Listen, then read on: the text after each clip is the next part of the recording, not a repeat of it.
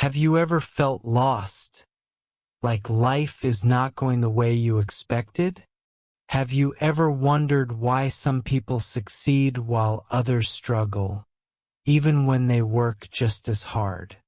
What if the answers to life's biggest challenges were hidden in the wisdom of the past? Today we begin a journey, one that will take us through time, meeting some of the greatest minds in history. This is The Traveler's Gift by Andy Andrews, a story that is more than just a story. It is a lesson, a guide, and an inspiration. Our journey begins with David Ponder, a man who, like many of us, once had dreams, hopes, and ambitions, but now he is at the lowest point of his life. Once a successful executive, David had everything: a good job, a family, and a comfortable life.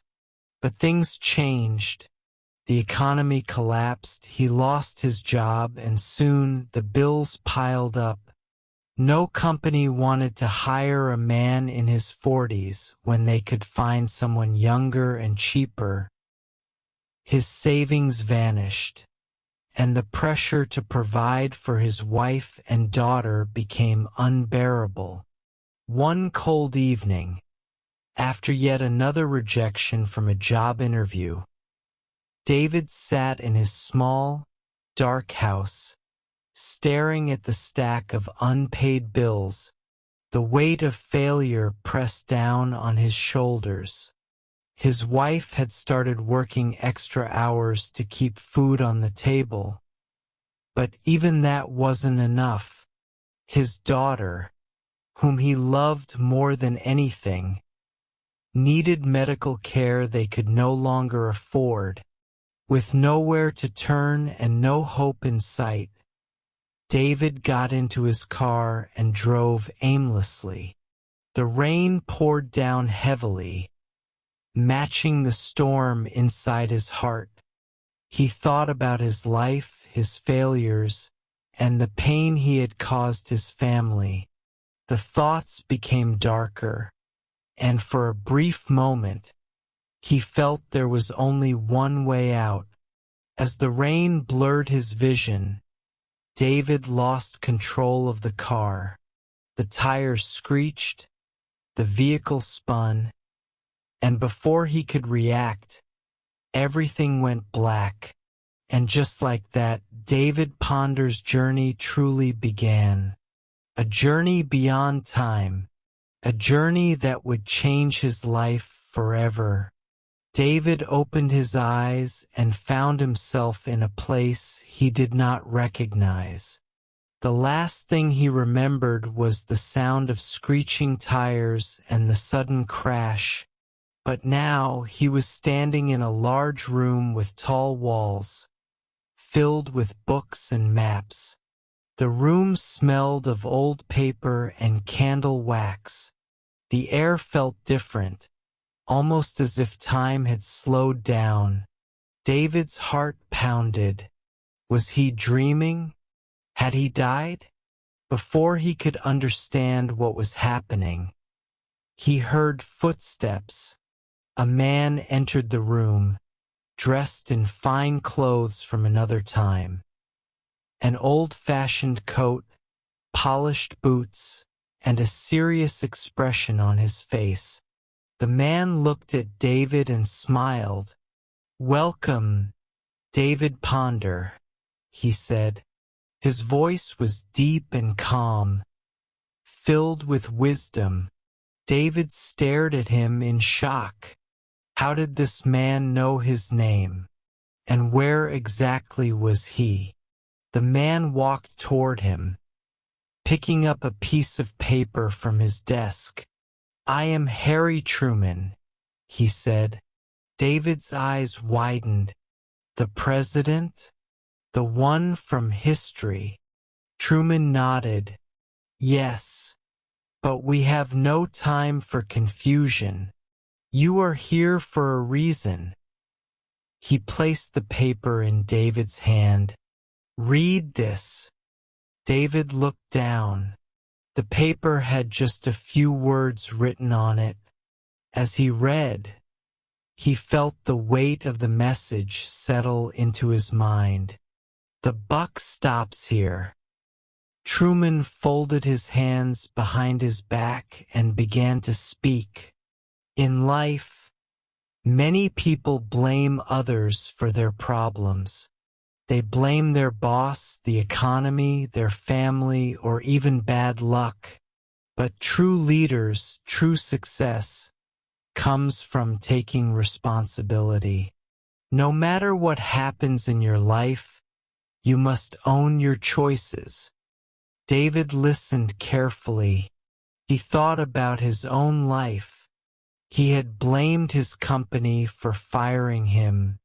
He had blamed the economy for not having enough jobs. He had blamed fate for his struggles. But had he ever truly taken responsibility for his future? Truman continued, "When I was president, I had to make difficult decisions. War, economy, leadership, every choice was on my shoulders. I could not say, 'This is someone else's problem.' No, I had to decide, and I had to stand by my choices." David swallowed hard. He had spent so much time feeling like a victim, waiting for something or someone to change his situation. But Truman's words made sense. If he wanted his life to change, he had to take control. No more blaming, no more excuses. Truman watched David closely. If you want to change your future, you must accept this first lesson. The buck stops here. No one else is responsible for your life. Only you. David felt something shift inside him. The words were simple, but they carried power. He suddenly understood that his life was not over. He was not helpless. His future depended on his own choices. Before he could say anything, a bright light filled the room. The world around him spun. The books, the maps, and even President Truman disappeared. And just like that, David was on the move again. David felt the world spinning around him. The bright light surrounded him. And for a moment, he couldn't see or hear anything. Then, suddenly, his feet touched solid ground.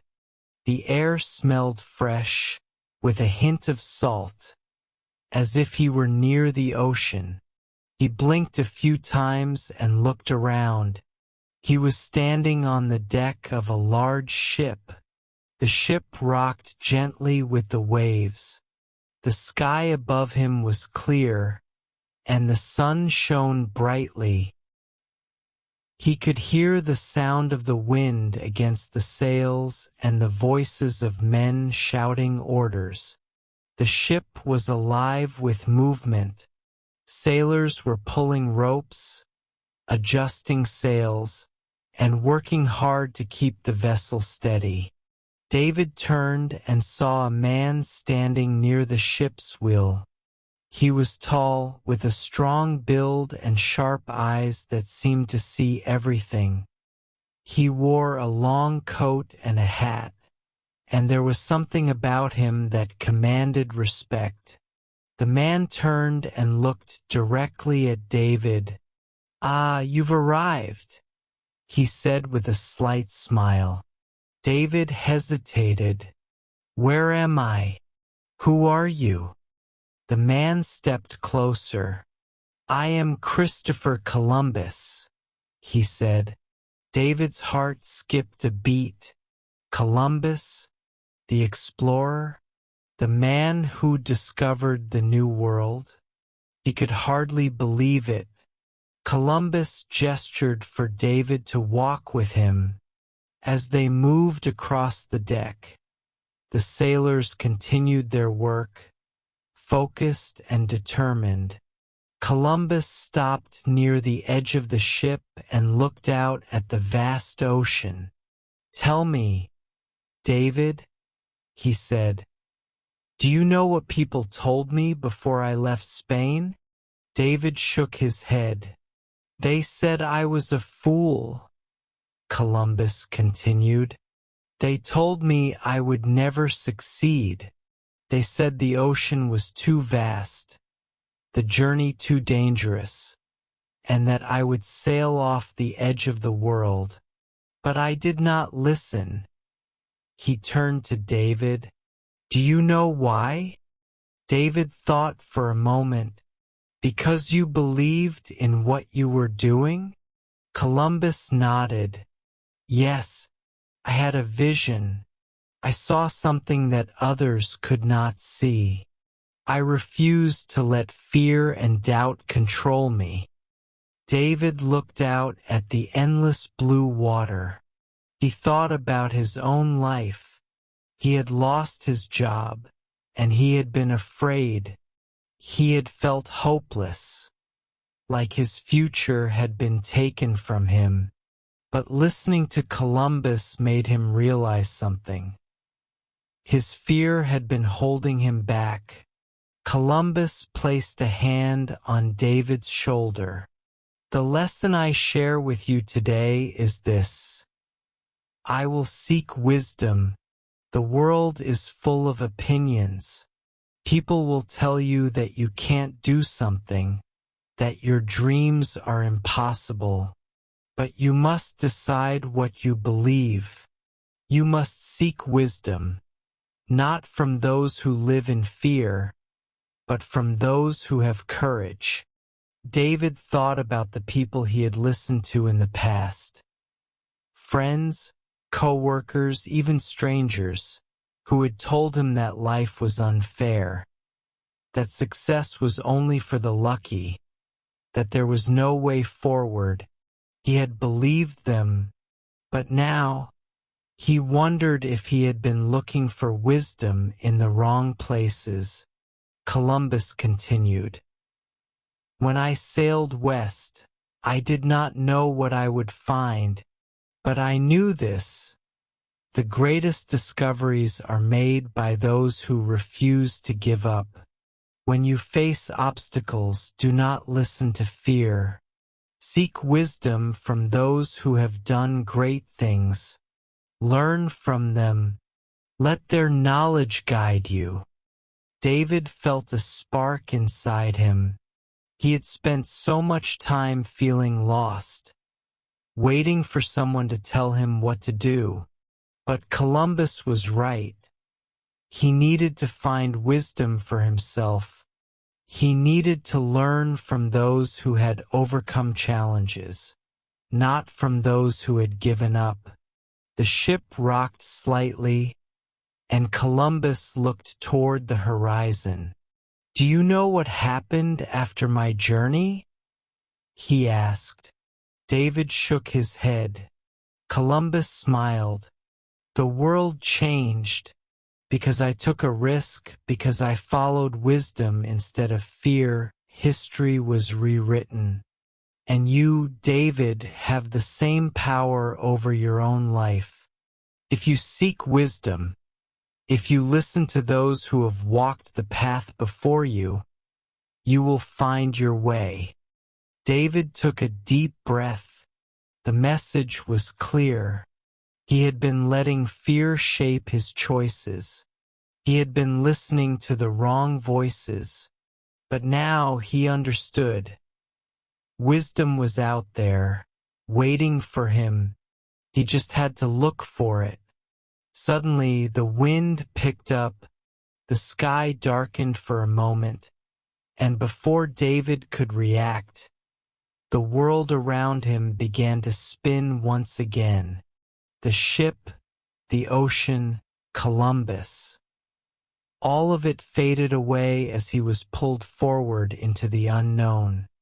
David felt the familiar sensation of being pulled through time once again. The wind rushed past him, and the world around him blurred. He couldn't see, he couldn't hear. He could only feel himself moving, as if some invisible force was carrying him forward. Then, just as suddenly as it started, everything stopped. He opened his eyes and found himself standing in a large, white tent. The fabric of the tent moved slightly in the breeze, and the scent of fresh earth and smoke filled the air. He looked around and noticed a wooden table covered with maps and handwritten letters. Oil lamps cast a warm glow over the space, making it feel almost peaceful. Before David could gather his thoughts, he heard footsteps. A man walked into the tent.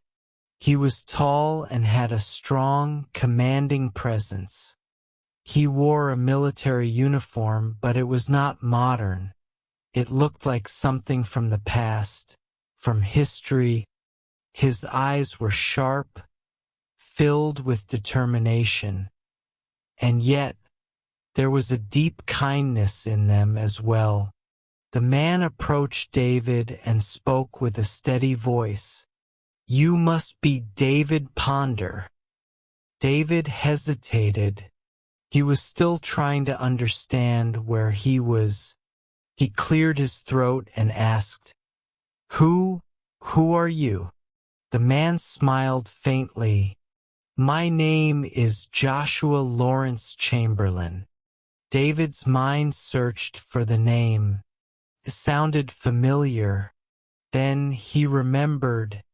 Chamberlain was a soldier, a leader in the American Civil War. He had been a college professor before the war, but had chosen to fight for what he believed was right. Chamberlain gestured toward a chair. "Sit," he said. "We have much to discuss."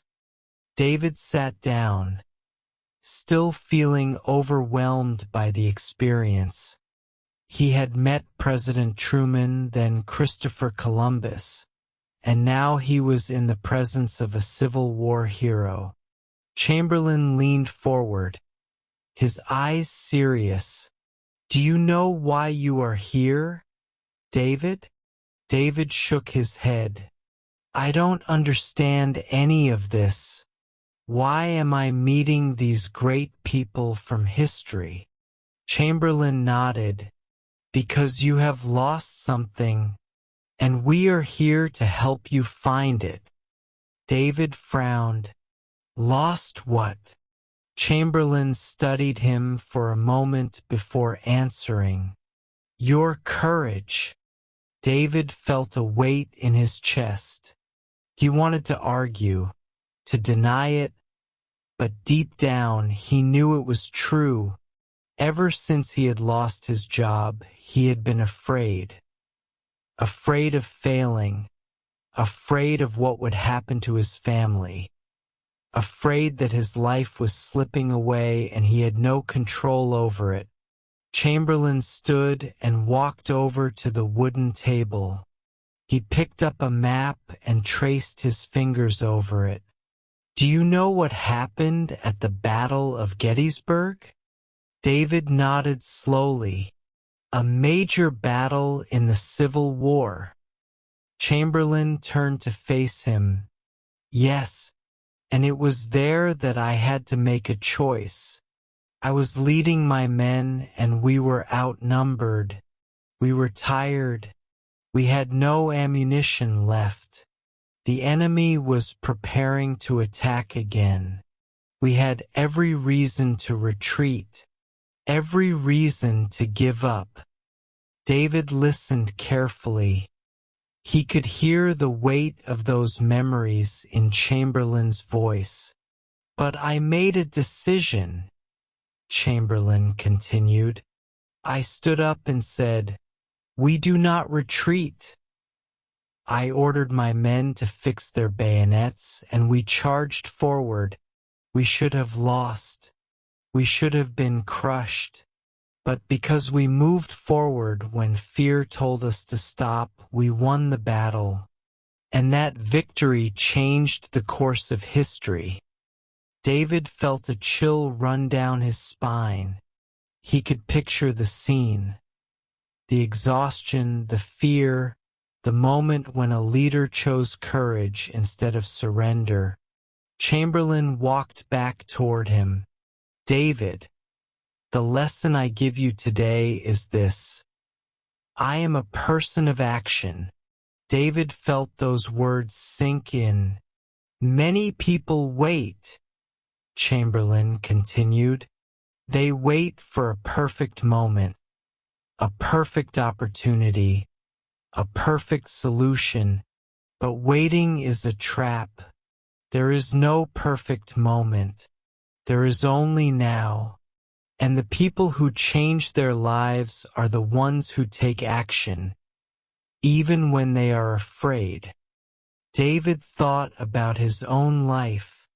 Ever since he had lost his job, he had been waiting. Waiting for someone to help him, waiting for the situation to fix itself, waiting for things to go back to normal. But nothing had changed. You are stronger than you believe, Chamberlain said. Fear is only powerful if you let it stop you. But if you move forward, if you take action, fear loses its power. David took a deep breath. He understood now. He had been letting fear control him. He had been waiting for something to happen instead of making something happen. Chamberlain placed a hand on his shoulder. Decide today, David, be a person of action. Do not wait. Do not retreat. Charge forward. David nodded slowly. Something inside him had changed. The fear was still there. But now he knew it didn't have to control him. He could choose to act. The wind began to pick up again. The tent around him faded. Chamberlain's figure became blurry. And before David could say another word, he was being pulled away once more, moving toward his next lesson. David felt himself being pulled through time again. The wind howled around him, and his body seemed weightless as he moved through the unknown. His mind was still racing from his meeting with Joshua Lawrence Chamberlain. Be a person of action, Chamberlain had said. Those words echoed in his mind. Then, suddenly, everything was still. The rushing wind stopped. The movement ended. David opened his eyes. He found himself standing on a street. It was not a modern city. There were no tall buildings, no bright lights. Instead, the buildings were made of stone, with large windows and detailed carvings. People walked past him wearing old-fashioned clothes, and horse-drawn carriages moved along the cobblestone road. The air was crisp and cool, and the sky was a soft shade of blue. He looked around, trying to understand where he was. A sign on one of the buildings caught his eye. The letters were large and bold. The London Times, London. David realized he must be in England, but in what time period? As he took a step forward, he noticed a man standing nearby, watching him. The man was well-dressed, wearing a dark suit with a high-collared shirt and a neatly tied cravat. He had a strong, confident expression, and his eyes seemed to study everything around him. David hesitated, but then the man stepped forward. Ah, you must be David Ponder, he said with a knowing smile. David nodded slowly. Yes, and you are. The man extended a hand. I am Winston Churchill. David's heart skipped a beat.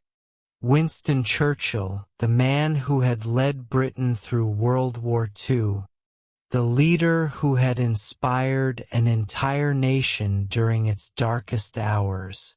Churchill gestured for David to walk with him. They moved down the street, past people who seemed busy with their daily lives. The city was alive with movement, but David's focus was on the man beside him. Tell me, David, Churchill said, do you know what people thought of me before I became Prime Minister? David shook his head. Churchill chuckled. They thought I was a failure. I had lost elections. I had made political mistakes. There were many who believed I was finished. He paused for a moment, looking at the sky. But I knew something they did not. David listened carefully. I knew that failure is not the end, Churchill said.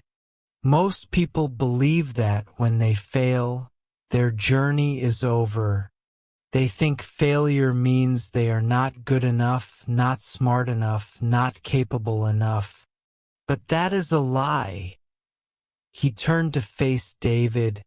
The truth is, failure is only failure if you stop trying.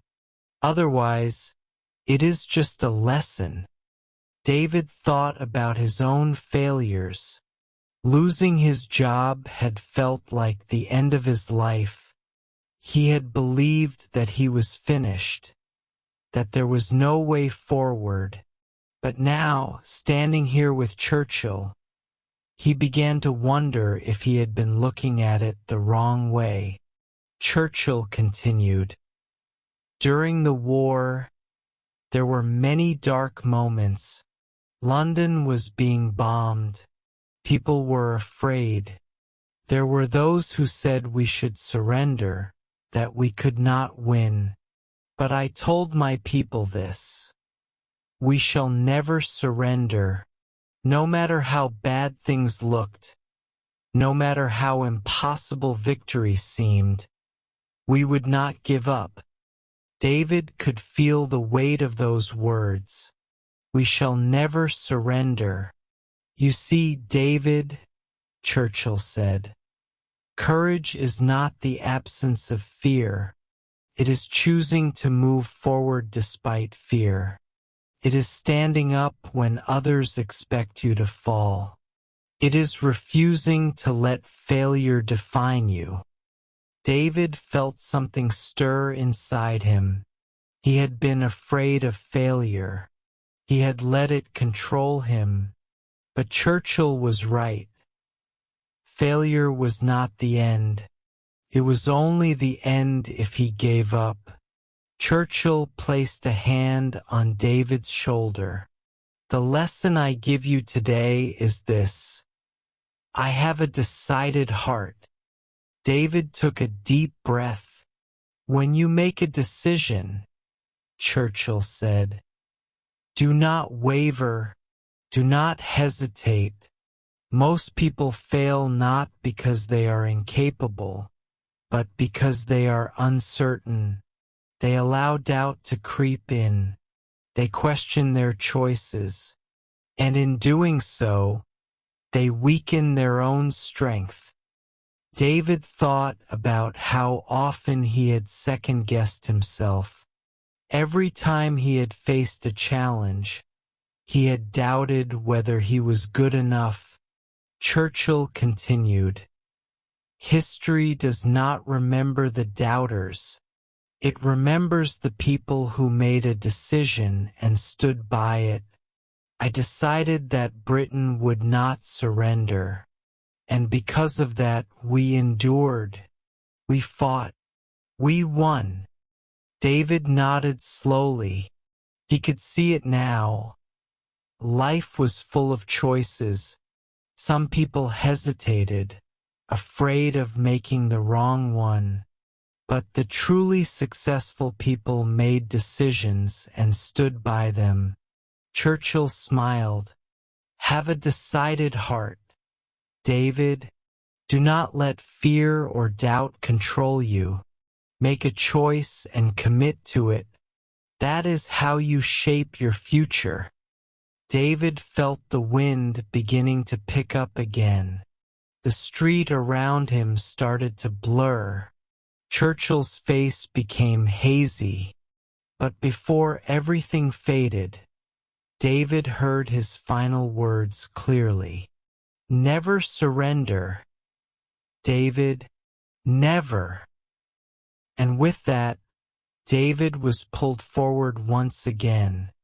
David felt himself moving again, pulled by the invisible force that had guided him through each of his experiences.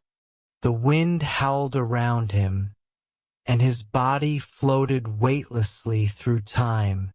His mind was still focused on Winston Churchill's words. Never surrender. The lesson was clear. He had to commit to his decisions and stand firm, no matter the obstacles.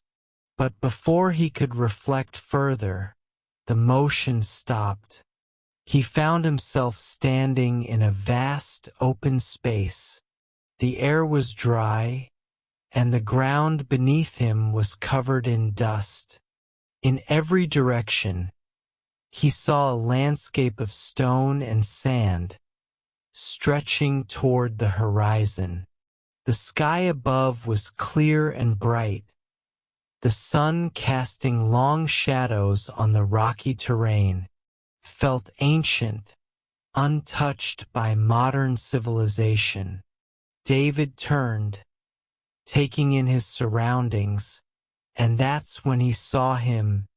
A man stood on a high rock, looking out over the land as if surveying it. He wore a long robe, his beard was thick and gray, and his face held the wisdom of many years. His presence was calm, but there was great strength in his eyes. David took a few hesitant steps forward. Before he could speak, the man turned to face him. David, ponder, the man said with a deep, steady voice. David stopped, recognizing something familiar in the way he was addressed. He had met many great figures on this journey, and he could feel that this man was another. Yes, David replied, and you are. The man's eyes studied him for a moment before he spoke. I am King Solomon. David felt a shiver run through him. Solomon, the king of ancient Israel, known throughout history as the wisest man who ever lived. The stories of his wisdom had been passed down for generations. Solomon gestured for David to follow him. They walked together across the rocky ground until they reached a shaded area beneath a large tree. The air was cooler here, and the silence was peaceful. Solomon sat on a stone bench, and David sat beside him. You have learned much on your journey, Solomon said, but wisdom is more than knowing what to do. It is understanding why. David listened carefully. There are many people, Solomon continued, who live their lives without understanding. They rush through their days, reacting to events without pausing to think. They act without considering the future. They allow emotions to control them. But a wise person does not live this way. David thought about his own life, How many times had he reacted out of fear or frustration? How often had he made choices without thinking deeply? Solomon looked at him. Tell me, David, when faced with a difficult decision, do you ask for wisdom? David hesitated. I don't know. I guess I just try to do my best. Solomon nodded. And that is the mistake many people make. They believe wisdom is something they either have or do not have. But wisdom is not a gift given to a few. It is a choice.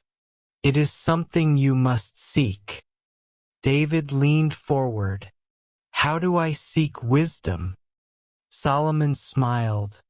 You begin by asking, and then you listen. David thought about that. Asking for wisdom, was it really that simple? Many people do not ask, Solomon said. They assume they already know what is best, or they are too proud to seek guidance.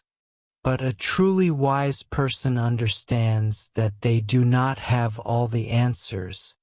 They seek knowledge from those who have walked the path before them. David looked at the great king.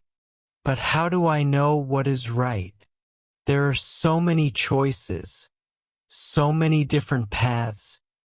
Solomon picked up a small stone from the ground and held it in his hand. The world will always present you with many choices. Some will be easy, some will be difficult. But wisdom is not about choosing the easy path. It is about choosing the right path. David nodded slowly. The lesson I give you today is this, Solomon said. I will seek wisdom. David felt the weight of those words. Wisdom comes from many places, Solomon continued. It comes from experience. It comes from listening to those who have lived before you. It comes from quiet reflection, from asking questions, from seeking truth. But most of all, it comes from a humble heart. David took a deep breath. He had spent so much time worrying about his life, his failures, and his future. But how often had he truly sought wisdom? How often had he asked for guidance instead of simply reacting? Solomon looked at him one last time. A wise person seeks understanding before making decisions. A fool acts without thinking. Choose to be wise. David, ask, listen, learn. David felt the wind begin to rise again. The landscape around him started to blur. Solomon's figure became hazy, but his words remained clear in David's mind. I will seek wisdom. And then, once again, David was pulled forward into the unknown. David felt himself being pulled through time once again. The force carried him forward, and his mind raced with the lessons he had learned so far. Be a person of action. Have a decided heart. Seek wisdom. Each principle had opened his eyes to a new way of thinking, a new way of living, but something told him his journey was far from over. The motion slowed, and David felt solid ground beneath his feet. The air around him was warm, filled with the scent of fresh earth and wildflowers. He found himself standing on a dirt path that stretched into the distance. Rolling hills surrounded him, and the golden light of the sun bathed everything in a soft glow. It was peaceful, David looked around, trying to get his bearings. In the distance, he saw a figure walking toward him. The man had a strong, confident stride, as if he knew exactly where he was going. He wore simple clothes, but there was something powerful about his presence. As the man came closer, David recognized his face. He had seen pictures of him in history books. This was Abraham Lincoln, the 16th President of the United States. Lincoln stopped a few feet away and studied David with kind yet serious eyes. "David Ponder," he said, "I have been expecting you." David nodded. By now, he understood that each meeting was meant to teach him something important. "Mr. Lincoln," he said, "I'm honored to meet you." Lincoln gave a small nod and gestured for David to walk with him. Together, they followed the dirt path through the fields. The wind rustled the grass, and birds chirped in the distance. "Tell me, David," Lincoln said, "what do you think was the greatest challenge I faced as president?" David thought for a moment. "The Civil War?" Lincoln smiled slightly. "Yes, the war was a great challenge, but the war was only a result of something much deeper. The real challenge was the division among the people, the anger, the hatred, the fear." David listened closely. "There were moments," Lincoln continued, "when the weight of it all nearly crushed me. I lost people I loved. I was criticized from every side. Some called me a hero, others called me a fool. But through it all, I never allowed myself to be consumed by despair." David frowned. "How did you keep going?" Lincoln stopped walking and turned to face him. "Because I understood this truth. I will choose to be happy." David was surprised. He had expected Lincoln to say something about strength or strategy. But happiness? Lincoln continued. "Many people believe happiness is something that happens to them. They think they will be happy if only their circumstances improve, if they get a better job, if they make more money, if people treat them kindly. But that is not true happiness." David nodded slowly, beginning to understand. "Happiness is a choice," Lincoln said. "Even in the darkest times, even when everything around you is falling apart, you still have the power to choose your attitude." I could have spent my days filled with bitterness over the war, over the losses, over the hatred directed at me. But I chose to focus on what I could control. My own heart, my own thoughts, my own actions. David thought about his own life. He had spent so much time feeling defeated, believing that happiness was out of reach because of his circumstances. But had he ever truly chosen to be happy? Lincoln placed a hand on David's shoulder. "You must understand, David. Happiness is not found in what you have. It is not found in what happens to you. It is found in how you respond. A grateful heart, a positive mind. These things are within your control." David took a deep breath. He had allowed his struggles to dictate his emotions for too long. He had believed that happiness was something he could only feel when his problems were gone. But now, standing before Abraham Lincoln, he realized he had been looking at it all wrong. Lincoln smiled gently.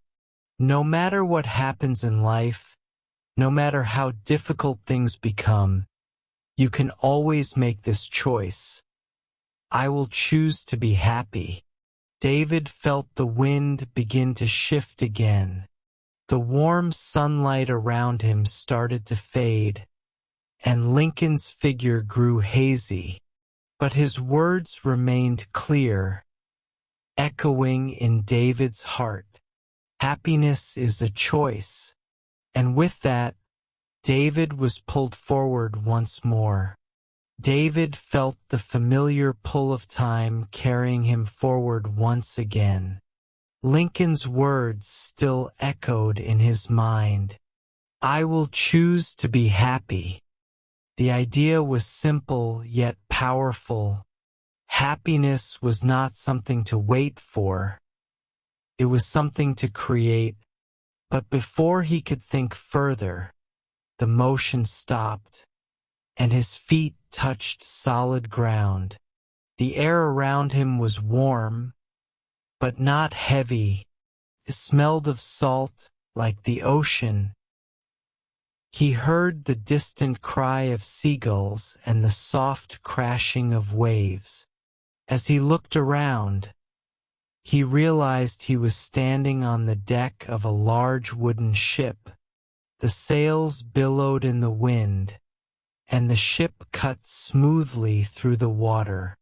David turned to see a man standing at the ship's wheel. He had a strong, weathered face, with eyes that had seen many years of adventure. He wore a long coat, and his hands gripped the wheel with confidence. The man glanced at David and smiled. "Welcome aboard," he said in a deep voice. David took a step closer.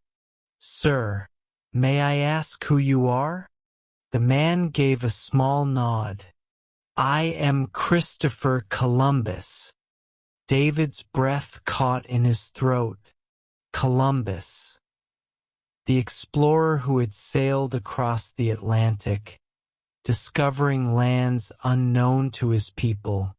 He had read about Columbus in history books, but now he was standing right in front of him. Columbus turned his gaze back to the open sea. "You have learned much on your journey," he said, "but now you must understand something just as important. There is no progress without faith." David listened closely. "You see, when I set sail from Spain, many people thought I was a fool," Columbus continued. "They believed the world was too vast, too dangerous. They warned me that I would fail, that I would fall off the edge of the earth or be lost at sea. But I did not listen to their fears. I held firm to what I knew in my heart. I would reach new lands. I would discover what others had not dared to seek."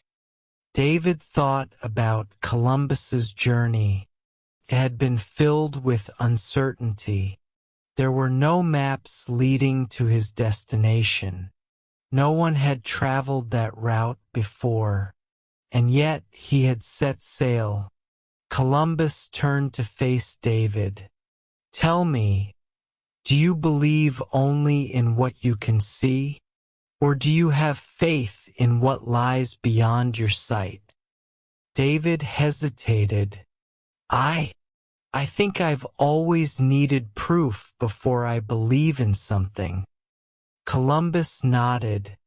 "Many people do, but true success, true discovery, comes to those who trust in what they cannot yet see. When I sailed into the unknown, I had no guarantee of success. I had no promise that I would find land, but I did not let fear stop me. I moved forward with faith." David felt a deep truth in those words. How many times had he hesitated in life because he was unsure of what lay ahead? How many dreams had he abandoned because there were no guarantees? Columbus continued, "Most people wait for certainty before they act, but certainty is a luxury we do not always have. Sometimes you must step forward even when you cannot see the whole path. You must trust that the way will be revealed as you move." David swallowed hard. He had spent so much of his life waiting for the right moment, waiting for the right opportunity, waiting for a sign that would tell him exactly what to do. But what if that moment never came? What if he had to move forward despite the unknown? Columbus placed a hand on David's shoulder. Fear will always whisper in your ear. It will tell you to stay where it is safe, where it is comfortable. But those who listen to fear never discover new lands. They never achieve greatness. They never live the lives they were meant to live. David nodded slowly. He understood now. Faith was not about having all the answers. It was about believing in the journey itself. It was about trusting that as long as he kept moving, the path would reveal itself. Columbus stepped back and looked out over the endless ocean. "My lesson to you, David, is this. I will greet each day with a forgiving spirit." David blinked in surprise. "Forgiveness?" Columbus smiled. "Yes, because without forgiveness, faith is impossible. When you carry anger, resentment, and bitterness in your heart, you cannot move forward. You are trapped in the past. But when you forgive, truly forgive, you free yourself. You make space for faith to grow." David thought about all the times he had held on to anger, the people who had hurt him, the disappointments that had weighed him down. He realized that by holding on to those feelings, he had been holding himself back. "Let go of past wounds," Columbus said. "Release the burdens that keep you from moving forward. Forgive not just others, but yourself as well. When you do, you will sail freely into the future, unchained by the past." David felt something shift inside him. He had been carrying so much regret, guilt, frustration. But now, standing on this ship, looking into the eyes of a man who had faced the unknown with courage, he understood. The wind picked up, the sails of the ship filled with air, and the vessel moved forward, cutting through the waves. David felt the familiar pull of time once again. The ship, the ocean, Columbus, all began to fade, but the lesson remained clear in his heart. Move forward with faith. Let go of the past. Forgive. And with that, David was carried away once more. David felt the familiar pull of time once again. The wind and waves of Columbus's ship faded away, and suddenly, he found himself in an entirely different place. The air was dry and warm, carrying the scent of sand and dust. As he looked around, he realized he was standing in the middle of a vast desert. The golden dunes stretched far into the horizon, meeting the bright blue sky. The sun shone high above, casting long shadows across the land. David shielded his eyes and took a step forward. In the distance, he saw a group of people moving slowly across the desert. They were dressed in flowing robes, their heads covered to protect them from the sun. At the front of the group walked a man who carried himself with great strength and purpose. Even from far away, David could tell that this man was their leader. As David approached, the man turned to look at him. His face was wise and full of determination. He had deep, thoughtful eyes, and his presence commanded respect. David knew immediately who he was standing before. "Moses," he whispered in awe. The leader of the Israelites nodded slightly. "You have come a long way, traveler," he said, "and you still have much to learn." David glanced at the large group of people behind Moses. They moved slowly, their faces filled with exhaustion but also hope. He knew their story, how they had escaped from Egypt, how Moses had led them through the Red Sea, and how they were now journeying toward the Promised Land. Moses turned and began walking again. "Walk with me," he said. David fell into step beside him. "For many years my people were slaves," Moses said. "They worked under harsh conditions with no hope for freedom. But when the time came, we left Egypt behind and began our journey toward a new life." David nodded. "But it wasn't easy," he said. "I remember reading about how difficult the journey was." Moses gave a small smile. "Difficult? Yes. Impossible? No." He paused and looked ahead. "There were moments of doubt, moments when my people questioned if they had made the right choice. They wondered if they should turn back, return to what was familiar, even if it meant living in chains. Fear makes people forget why they started their journey." David thought about those words. How often had he looked back in his own life, wishing he could return to a time before his troubles began? How often had he let fear stop him from moving forward? Moses continued, "But I did not let fear control me. I did not let uncertainty stop me. A leader must be strong, even when others doubt him.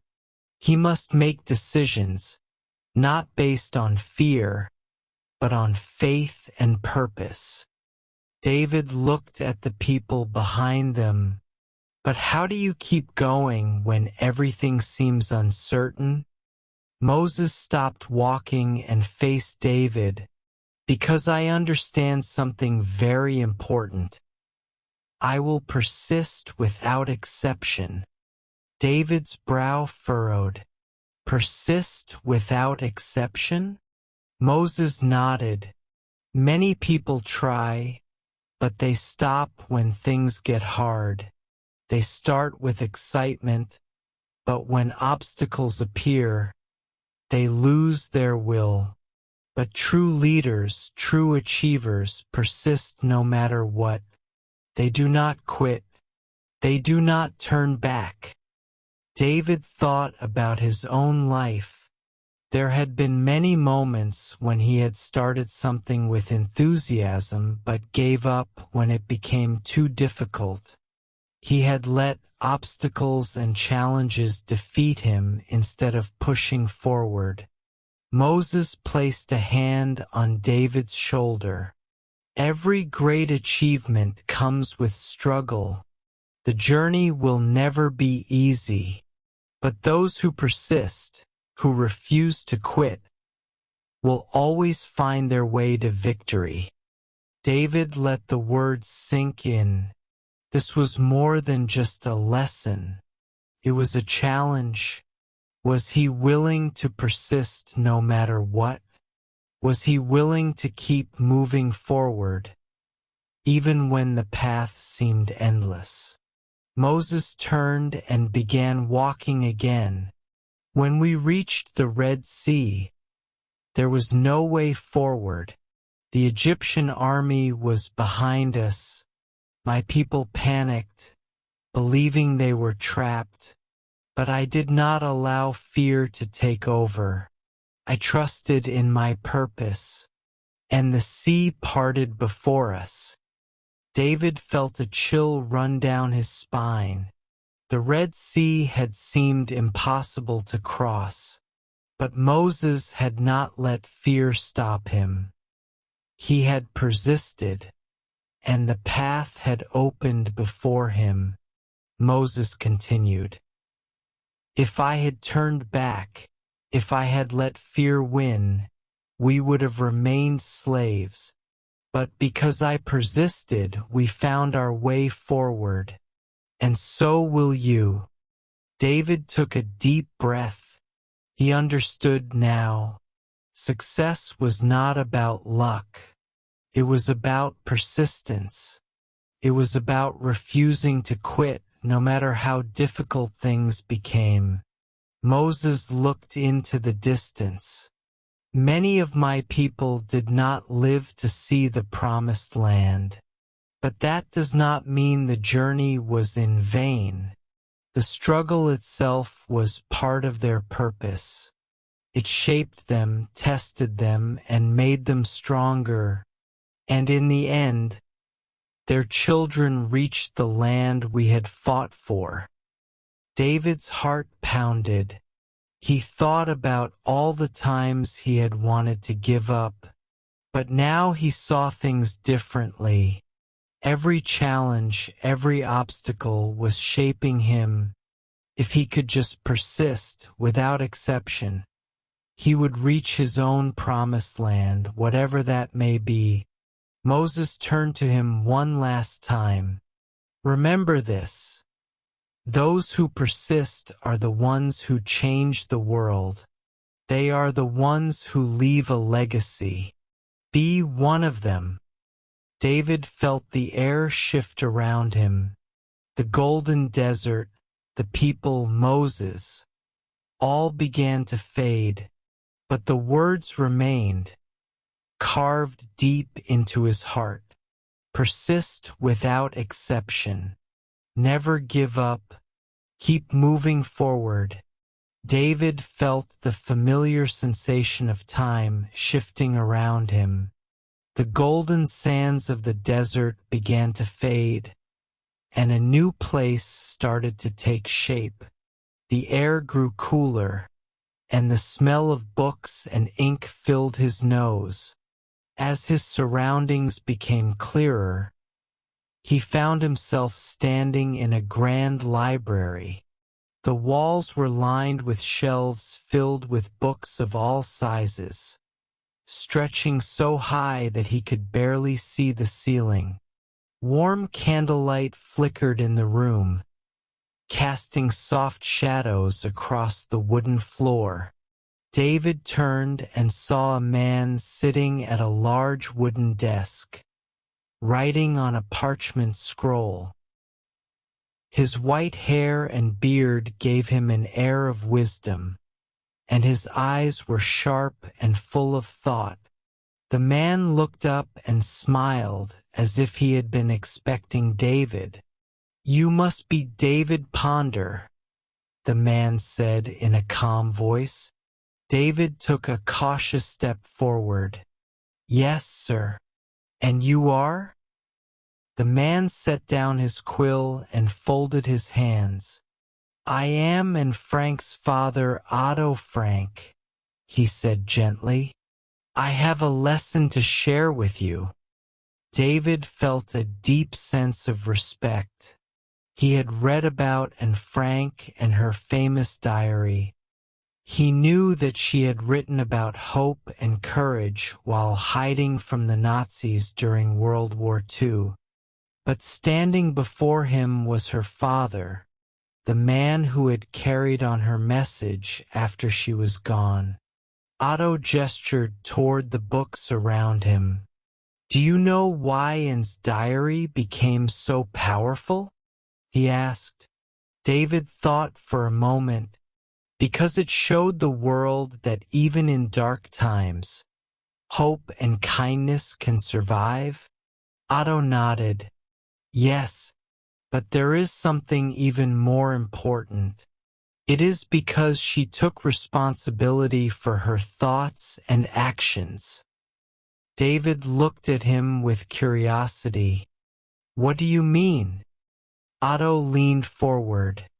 "Anne was just a child when she wrote those words. She had no control over what was happening in the world. She could not stop the war. She could not change the cruelty around her. But she took responsibility for how she responded to her situation. She chose to see the world through the eyes of hope instead of fear. She chose to write, to express herself, even when the world seemed to have no place for her voice." David let that thought settle in his mind. So, even when life is unfair, we still have control over how we react? Otto smiled. "Exactly. Many people spend their lives blaming others for their misfortunes. They say, 'If only I had been born rich,' or 'if only I had better parents,' or 'if only the world were kinder to me.' But blaming others does not change anything. Taking responsibility does." David thought back to his own life. He had lost his job.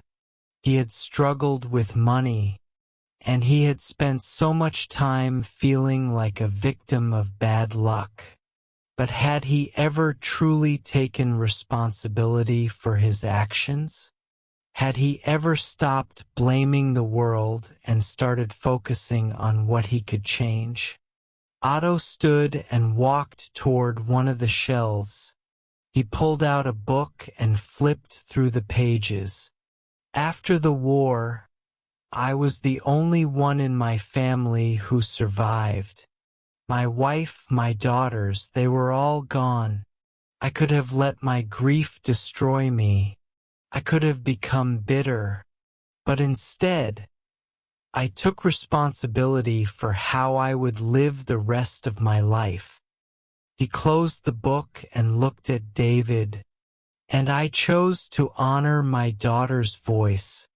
I shared her words with the world, so that others could learn from her wisdom." David felt a lump in his throat. Otto had suffered more loss than he could imagine. Yet here he was, standing strong, teaching others. Otto continued, "You see, David, the world will not always be fair. Bad things will happen. But how you respond is always your choice. You can choose to complain, or you can choose to take responsibility and move forward." David let those words sink in. He had spent so much of his life wishing things were different, feeling helpless. But maybe he wasn't as helpless as he thought. Maybe he had more power over his life than he had ever realized. Otto walked back to his desk and picked up his quill, and did not know what the future would bring. But she did not let that stop her from writing, from dreaming, from believing. She took responsibility for her thoughts and her actions, and because of that, the world remembers her words today. David took a deep breath. He felt something shift inside him. He understood now. If he wanted his life to change, he had to stop waiting for the world to be fair. He had to stop blaming bad luck. He had to take responsibility for his own choices, his own actions, and his own mindset. Otto looked at him one last time. Remember this, David. No matter what happens in life, no matter how unfair things seem, you always have control over one thing, yourself. As those words settled in, the library around David began to fade. The bookshelves, the candlelight, Otto Frank's kind yet firm expression, all disappeared, but the lesson remained, burning in David's heart like a bright flame. The world around David changed again. The library, the books, and Otto Frank faded into darkness. For a brief moment, everything was silent. Then, he heard a new sound, the rhythmic crash of waves against the shore. A warm breeze touched his face, carrying the salty scent of the sea. Slowly, the scene before him became clear. He was standing on a beach, the golden sand stretching out in both directions. The sky was a brilliant blue, with only a few wisps of white clouds drifting above. David turned and saw a man standing near the water. He was dressed in a dark uniform, his hands behind his back, looking out at the horizon. His posture was straight, his presence commanding. Even before David saw his face, he knew this man was someone important. As he stepped closer, the man turned to look at him. His eyes were sharp but calm, filled with experience and wisdom. "You are David Ponder," the man said, his voice steady and confident. David nodded. "Yes, sir." The man gave a slight smile. "I am Admiral William Bull Halsey." David's eyes widened. He recognized the name. Admiral Halsey was a legendary leader in the United States Navy, known for his courage and strategy during World War II. He had led major battles in the Pacific, always pushing forward, never retreating. Halsey gestured to the vast ocean before them. "The sea is much like life, David. It is always moving, always changing, can be calm one moment and violent the next. But no matter how strong the storm, the best sailors know one thing. They must keep moving forward." David listened carefully. There was something powerful in Halsey's words. The Admiral continued, "In life, many people stop moving when they face a storm. They hesitate, they doubt, they wait for the waters to calm before they act. But that is not how great victories are won. Success belongs to those who take action, even when the path is uncertain." David thought about his own life. How many times had he waited, afraid to make a decision because he didn't know what would happen? How often had he let fear stop him from moving forward? Halsey stepped closer. "David, let me tell you something that has guided me throughout my life. I am a person of action. This is a choice I make, not just once, but every single day. When others hesitate, I move.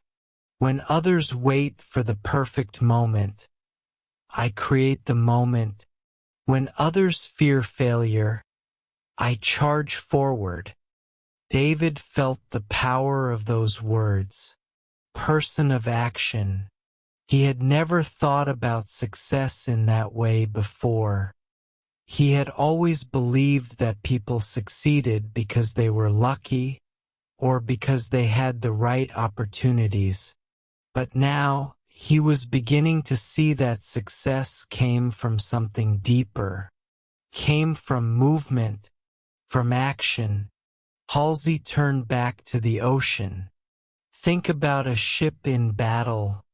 If it stops moving, it becomes an easy target. But if it keeps moving, it is harder to hit. The same is true in life. If you stand still, fear will find you, doubt will find you.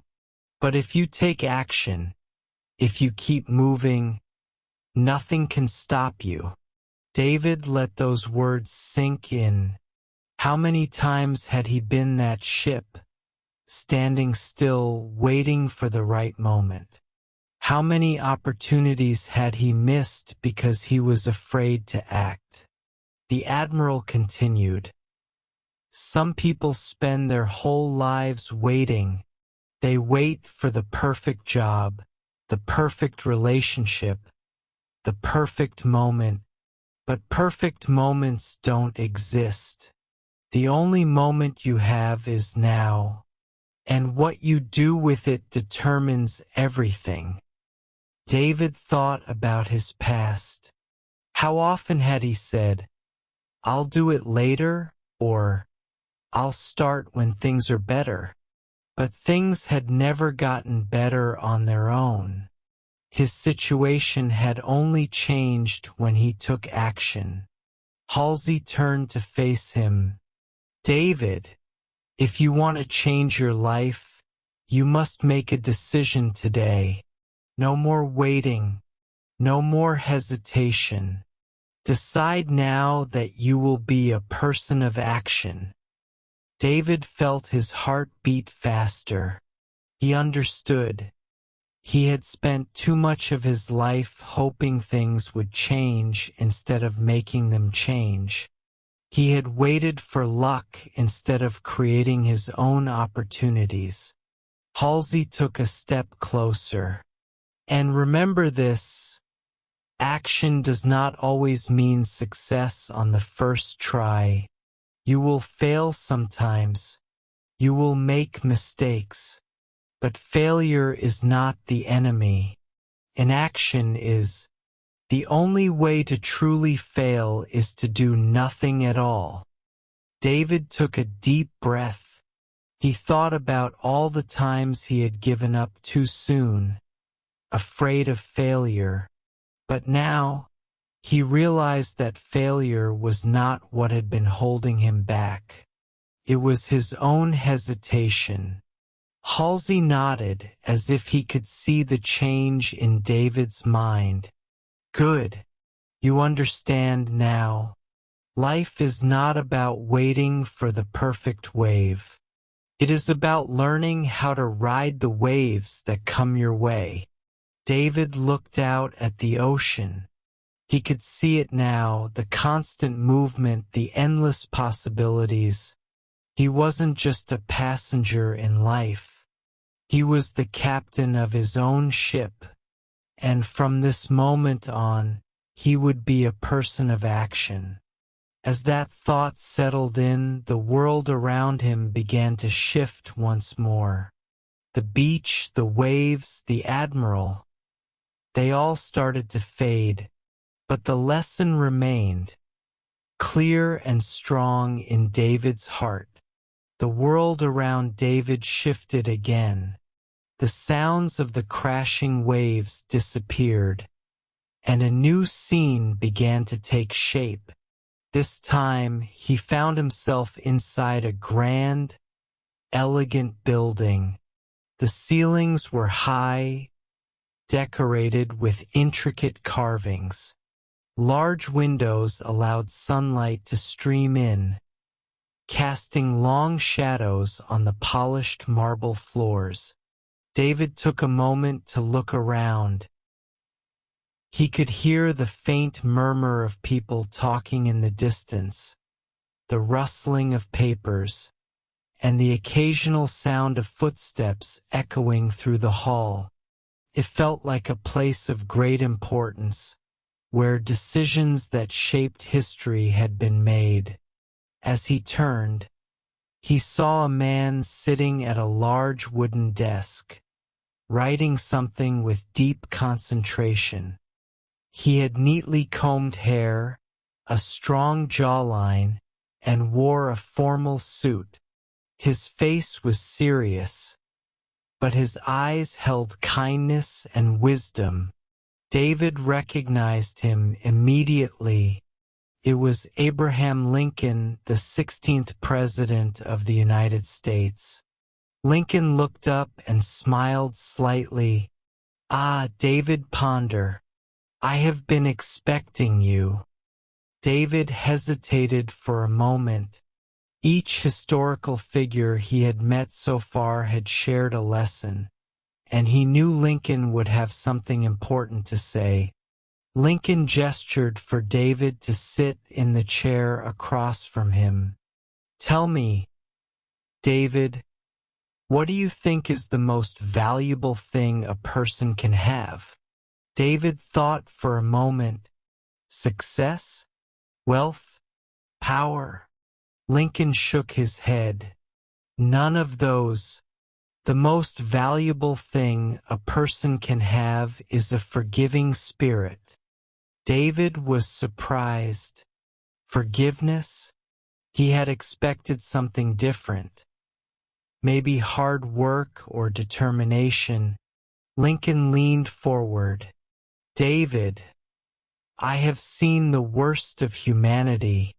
I led this country during its darkest times, through a war that divided families, towns, and states. I saw hatred, anger, and bitterness consume people. But do you know what saved this nation? Forgiveness." David listened carefully. Lincoln continued. "People believe that holding on to anger gives them power. They think that if they refuse to forgive, they are in control.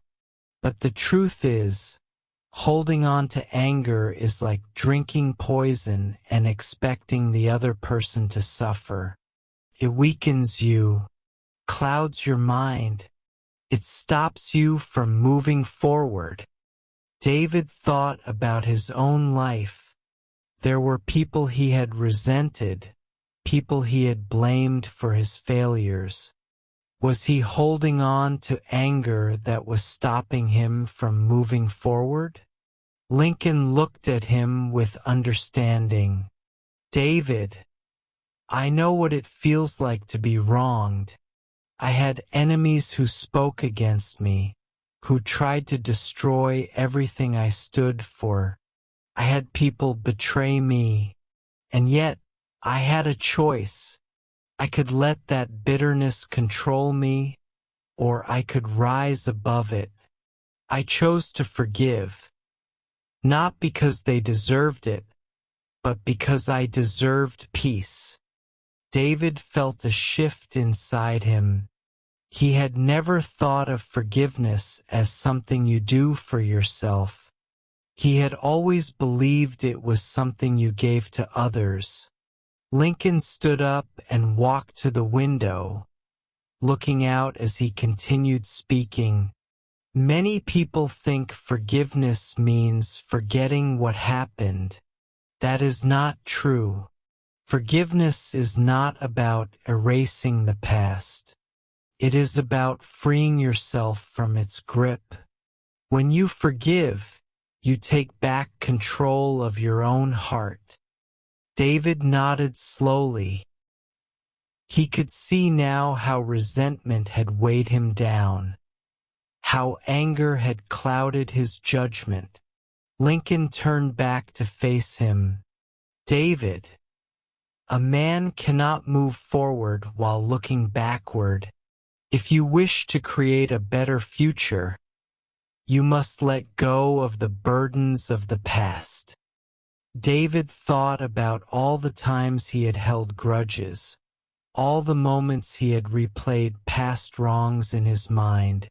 He realized now that those moments had not helped him. They had only held him back. Lincoln stepped closer. There is power in forgiveness, David. It is the key to freedom.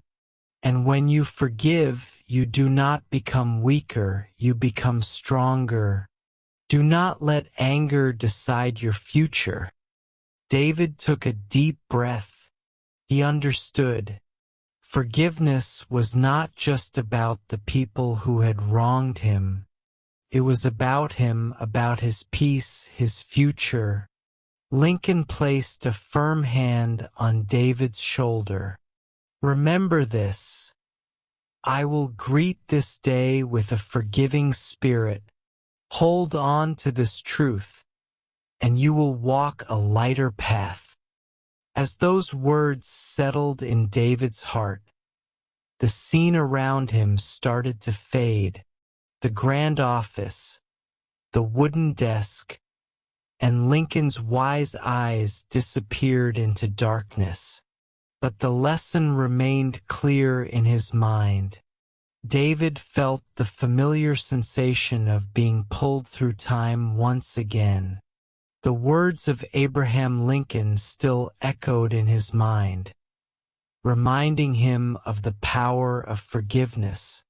But before he could fully absorb the lesson, the world around him shifted, and he found himself standing in an entirely different setting.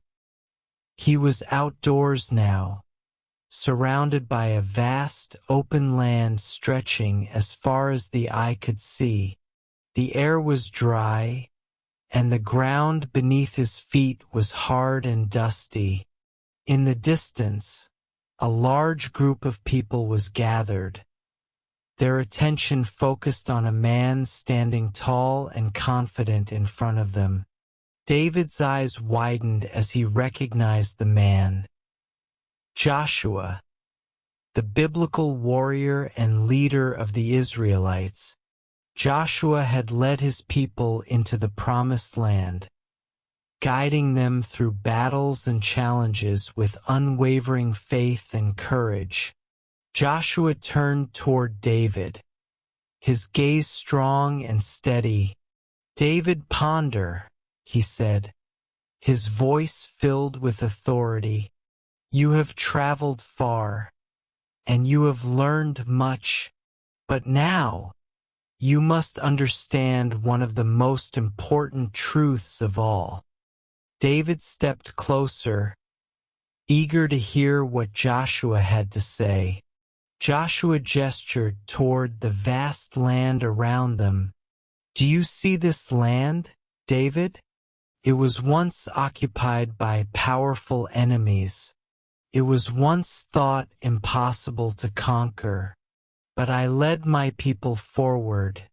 I did not let fear decide my actions. And do you know why?" David shook his head. "Why?"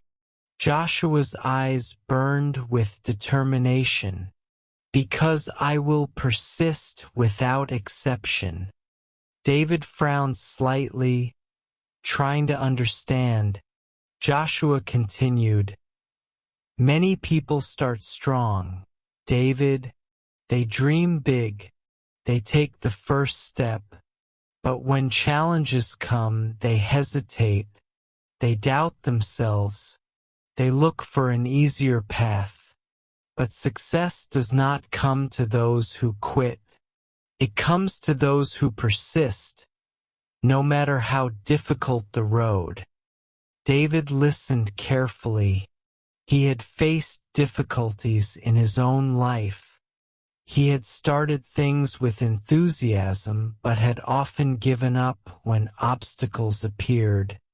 He had convinced himself that some things were just not meant to be. Joshua stepped closer, his expression serious. "David, do you know how many battles I fought? Do you know how many times people doubted me? When we stood before the walls of Jericho, my people were afraid. The walls were high, strong, and unbreakable, but I did not let fear control me. I did not stop. I followed the path given to me. I persisted, and because of that, the walls came down. David thought about his own life. He had faced walls too. Not physical ones, but walls of failure, rejection, and fear. He had often let those walls stop him. Joshua's voice grew stronger. Most people quit when success is just beyond the next challenge.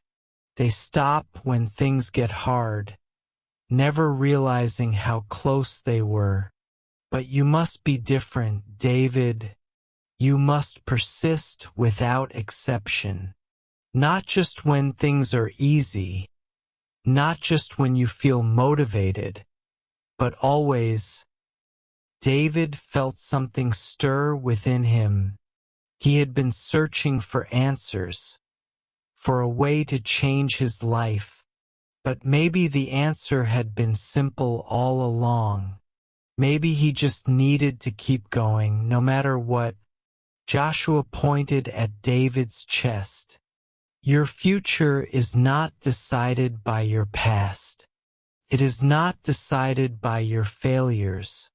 It is decided by what you choose to do right now. Will you keep pushing forward, or will you give up? David swallowed hard. He knew what his answer had to be. Joshua nodded, as if he could see the change in David's heart. Then remember this truth. I will persist without exception. Let this be your guide. Let it be the fire that drives you.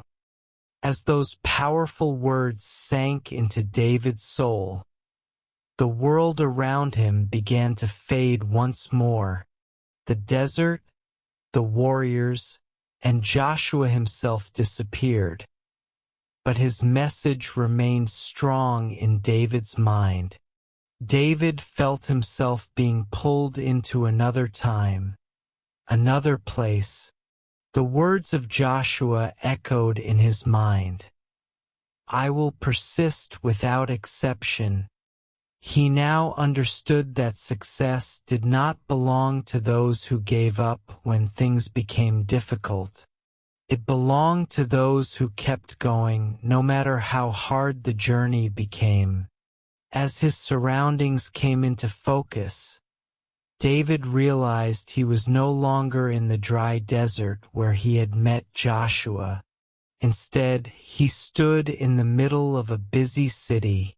The streets were filled with people dressed in clothing from the 1940s. Cars passed by, their engines roaring, and newspapers with bold headlines lined the stands. David turned and saw a large building ahead. It looked like a government office or a place of great importance. People moved in and out, their faces filled with purpose. And then, standing on the steps of the building, he saw a man he immediately recognized. Harry S. Truman, the 33rd President of the United States. Truman was a man known for making tough decisions. He had stepped into leadership at a time of great crisis. The world was at war, and millions of lives depended on the choices he made. He had the weight of a nation on his shoulders. Truman turned and looked directly at David. His expression was serious, yet there was warmth in his eyes. David, he said, you have traveled through time, meeting great men and women. You have learned powerful lessons. But now you must understand one more truth, a truth that separates leaders from followers. a truth that will give you the strength to take control of your life. David took a step closer, eager to hear what the president had to say. Truman continued, "In times of great challenge, people often look to others for answers. They wait for someone else to fix their problems. But leaders do not wait. Leaders do not blame others for their circumstances. Leaders take responsibility. They say, 'The buck stops here.'" David had heard those words before. Truman was famous for them. He had even kept a sign on his desk with that very phrase. "The buck stops here." Truman explained, "When I became president, I inherited a war that had already taken millions of lives. I faced decisions that no man should ever have to make. The fate of nations depended on me. But I knew one thing. I could not run from responsibility. I could not pass the burden to someone else. I had to stand firm and decide." David thought about his own life. How many times had he blamed others for his problems? How often had he waited for someone else to make things better? He had blamed the economy, his job, his bad luck, but he had never truly taken full responsibility for his situation. Truman's voice grew stronger. "You must understand, David, your life is not shaped by what others do to you. It is shaped by the choices you make. If you want things to change, you must stop waiting. You must stop blaming. You must take responsibility for your own future." David felt a shift deep inside him. He had spent so much time feeling powerless, believing that life was unfair, that success was only for those who were lucky. But was that really true? Or had he simply avoided taking full control of his life? Truman stepped closer. Every great leader understands this principle. Weak men complain. They blame circumstances. But strong men take charge. They say, "This is my life. I will decide where it goes.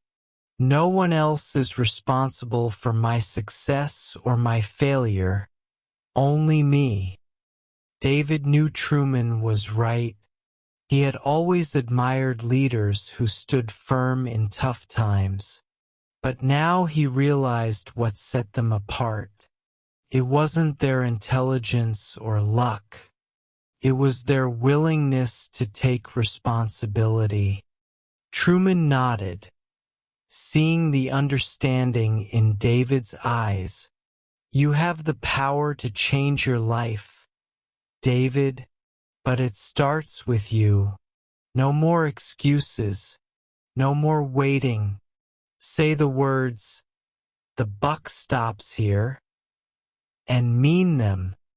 David felt the weight of those words. He repeated them softly to himself. The buck stops here. He would no longer blame others. He would no longer wait for change. He would take control of his future. As the realization settled within him, the world around him began to fade once more. The city, the people, and President Truman disappeared, but his message remained. David felt the familiar pull once again. The colors of the world around him blurred, and he knew he was about to meet the final person on his journey. Each lesson had built upon the last, showing him the power of decisions, persistence, responsibility, and wisdom. But there was still one more truth he needed to understand. When his surroundings cleared, he found himself in a beautiful, peaceful place. The air was fresh, and the sky was painted with warm hues of gold and orange. He stood in the middle of a vast field filled with flowers that stretched as far as he could see. And then, in the distance, he noticed someone walking toward him. As the figure came closer, David's heart pounded. He recognized the face. It was Gabriel, the mighty archangel. Unlike the other historical figures he had met, Gabriel was not a man from history. He was a messenger from heaven. His presence alone made David feel small, yet deeply honored. Gabriel stopped a few feet away and looked at David with a gaze that seemed to see everything. His voice was strong, yet filled with kindness. "David, ponder," he said. "You have traveled through time and learned powerful lessons from great men and women. You have discovered the principles that lead to success and fulfillment.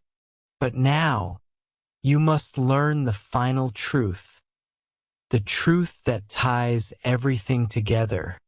David took a deep breath. Knowing this moment was important, Gabriel continued, "You were created for a purpose. Your life is not an accident. The challenges you have faced were not meant to break you. They were meant to shape you into the person you were always meant to be." David felt a deep stirring inside. He had spent so much of his life questioning his worth, feeling like a failure. He had believed that he was just an ordinary man, struggling through life without direction. But now, hearing Gabriel's words, he began to see things differently. Gabriel stepped closer. Every great leader, every successful person, every world changer has understood one simple truth. There is a reason for their existence. They were placed on this earth to make a difference. And so were you, David. David thought about everything he had learned on his journey. From Truman, he had learned responsibility. From Joshua, he had learned persistence. From Anne Frank, he had learned gratitude. From King Solomon, he had learned wisdom. Every lesson had built a foundation within him. But now, Gabriel was telling him something even greater. His life had a purpose beyond himself. Gabriel continued, "There are people in this world who need what you have to offer. There are lives you are meant to touch, changes you are meant to bring. The decisions you make, the lessons you have learned, they are not just for you. They are for those who will come after you." David's mind raced. Could it be true? Had he spent so much time focusing on his failures that he had forgotten to see his purpose? Had he been so caught up in his struggles that he had missed the bigger picture? Gabriel's voice grew stronger. "You have been given a gift, David, the gift of choice, the gift of wisdom, the gift of a new beginning. But what you do with that gift is up to you." David looked around at the endless field, feeling something shift deep inside him. He had always believed that success was for other people, that happiness and purpose were things he would never truly find. But now he realized the truth. He had a choice.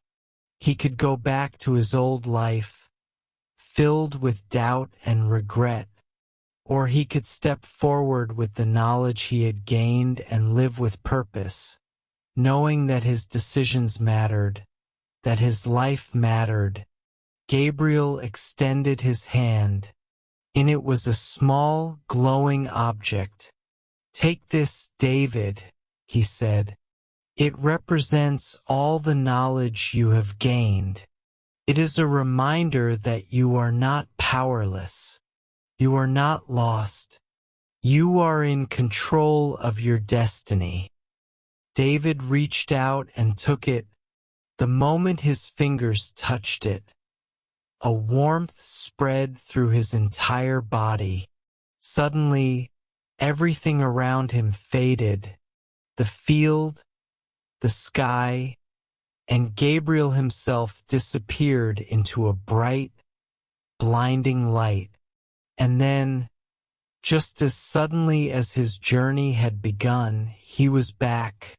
David opened his eyes and found himself in his own bed, in his own home. The room was quiet, the world unchanged, but inside him, everything was different. He was no longer the same man who had lost hope. He was no longer a man ruled by fear or doubt. He had learned the truth. His life was in his hands. His choices mattered. His purpose was real. Slowly, he sat up, feeling a new strength within him. He would no longer wait for life to change. He would take action. He would live with intention.